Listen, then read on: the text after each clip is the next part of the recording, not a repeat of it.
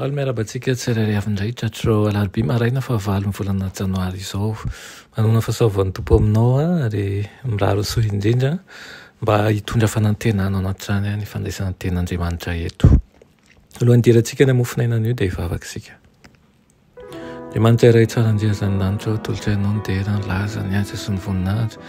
Saotra anao izay fa mbola nomenao izao tombontsoa lehibe izao indray amin'ity maraina ity dia nandraisana ny teninao. Voazo ny fomam-pananay ary amboary izay mba ho tahaka anao na ny fisainana, na ny fijery, na ny faharetana, na ny finoana.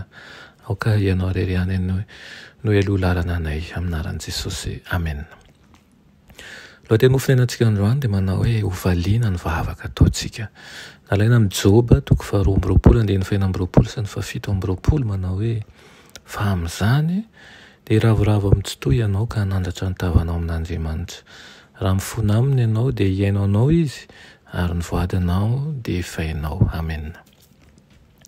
Hoy Kristy rehefa nivavaka tamin'ny mpianany, ho an'ny reto no hanamasinako ny tenako mba hanamasinan'ny fahamarinako azy, nefa tsy ho an'ny reto ihany no angatahako fa ho an'izay mino aho koa no ny teniny.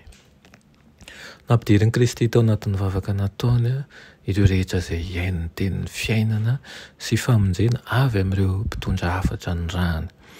Takiantsika ary takatsika amin'ny alalan'ny finoana ve fa mahalala an'Andriamanitra iray isika toy ny itiavan'ny zanan'ilay tokana. Fanontaniana apetraka amintsika tsirairay avy izany.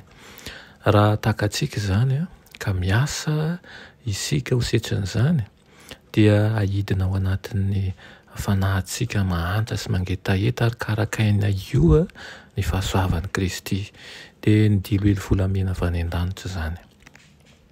Tsy hiovaova na hitsilopilopy intsony ny fahazavantsika fa mirapiratra mazava ao anatin'ny aizana ara-pitondran-tena izay toa lamba paty manarona an'izao tontolo izao.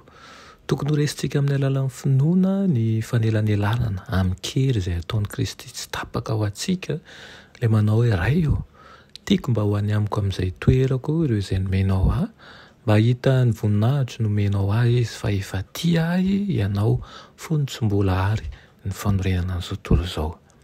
Mandrisika antsika hanao fangatahana tsy tapaka ny mpanafitra antsika, manome toky azo antoka ho antsika izy fa tsy ho foana ny fivavahantsika.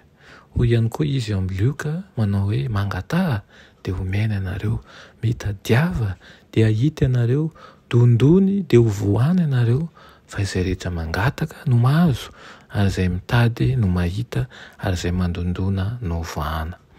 Avy eo dia ataony sary anohatra ny ankizy izay mangataka mofo amin'ny ray aman-dreniny ka aseho ny fioaran'ny fanirian'Andriamanitra hanome izay angatahantsika raha miolotra amin'ny fanirian'ny ray aman-dreny eto an-tany izay hanome izay zavatra angatahany zanany.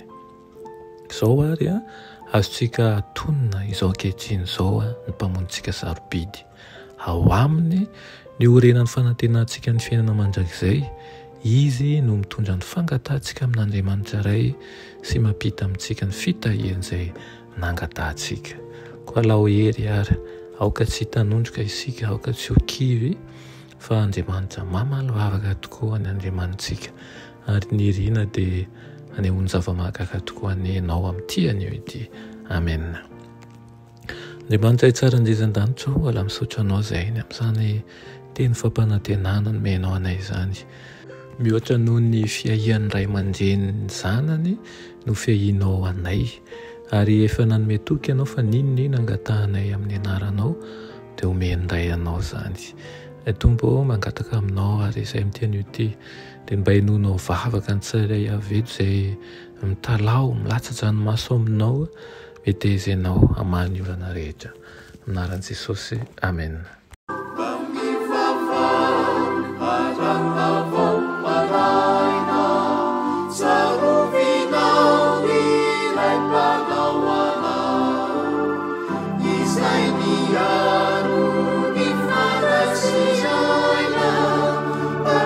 Salam, aku